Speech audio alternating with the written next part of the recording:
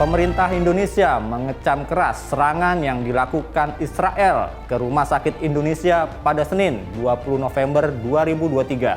Aksi penyerangan terhadap fasilitas kesehatan yang dilakukan oleh Israel dinilai sebagai bentuk pelanggaran dari hukum humaniter internasional. Adanya hukum humaniter internasional atau hukum perang menjadi suatu norma yang harus dipatuhi oleh masyarakat internasional dalam perang dan konflik bersenjata.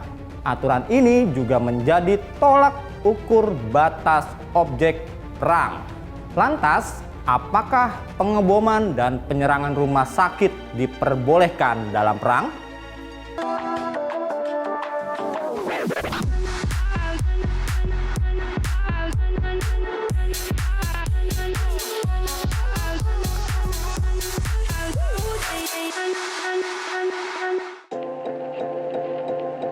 Rumah Sakit Indonesia di Gaza dibangun atas donasi rakyat Indonesia untuk rakyat Palestina.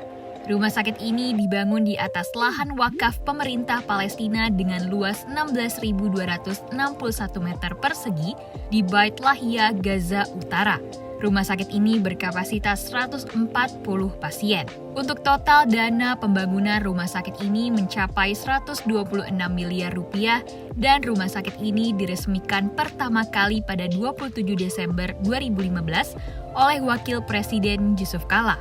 Bagaimana dengan sejarah pembangunan Rumah Sakit Indonesia di Gaza?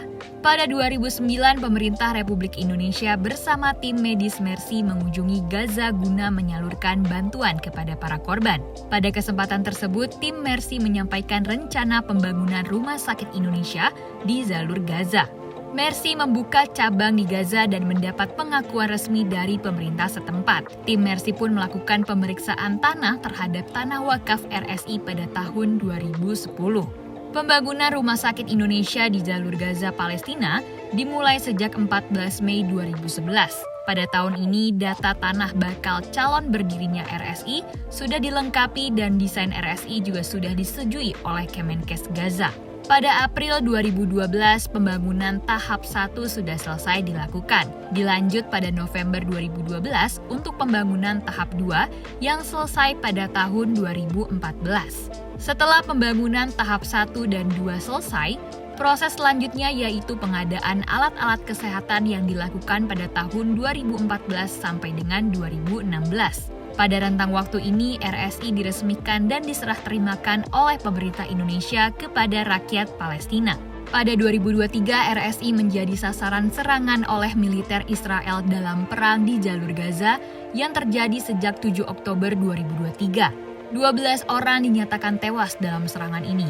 Tindakan Israel disebut merupakan pelanggaran terhadap hukum humaniter internasional. Berbicara mengenai Israel yang dituding melanggar hukum internasional, sebenarnya apa itu hukum humaniter internasional? Hukum humaniter internasional ialah seperangkat aturan yang berusaha membatasi dampak kemanusiaan dari konflik bersenjata. Tujuan utamanya yaitu membatasi alat dan metode peperangan yang digunakan oleh para pihak yang terlibat dalam konflik. Hal ini untuk menjamin perlindungan dan perlakuan manusiawi terhadap orang-orang yang tidak terlibat dalam permusuhan. Aturan terhadap larangan menjadikan fasilitas kesehatan seperti rumah sakit sebagai sasaran perang tertuang pada pasal 18 Konvensi Jenewa tentang perlindungan orang-orang sipil di waktu perang. Pasal ini menyebutkan bahwa rumah sakit sipil diorganisasikan untuk memberikan perawatan kepada orang-orang yang terluka, sakit, lemah, serta menghadapi situasi persalinan.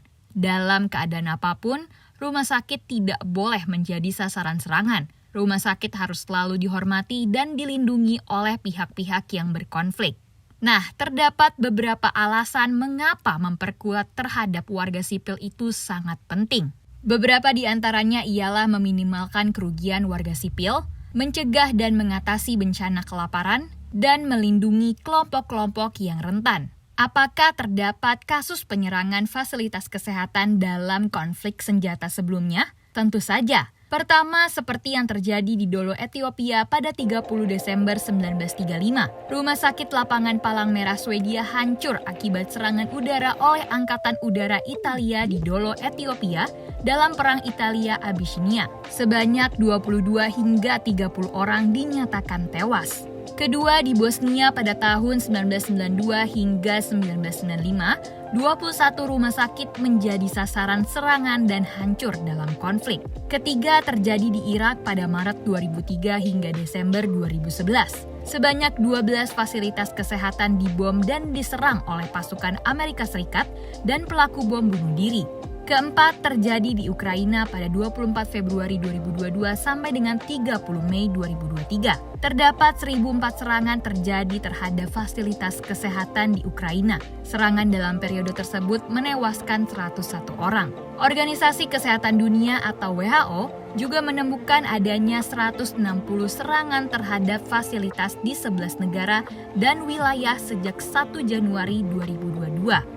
Serangan-serangan ini telah menyebabkan sebanyak 97 kematian dan 74 korban terluka. Adanya hukum humaniter internasional atau hukum perang dijadikan sebagai norma yang wajib dipatuhi oleh masyarakat internasional saat terjadi perang atau konflik bersenjata. Aturan ini juga menjadi pedoman mengenai batas objek perang terhadap musuh atau warga yang tidak terlibat dalam pertempuran. Berdasarkan hukum humaniter internasional, ini jelas tertulis sejumlah objek penting yang tidak boleh diserang saat perang. Saya Gurit Adi Suryo dan tim Litbang Media Indonesia pamit undur diri. Tetap saksikan program Jendela Data atau Jeda hanya di YouTube Media Indonesia.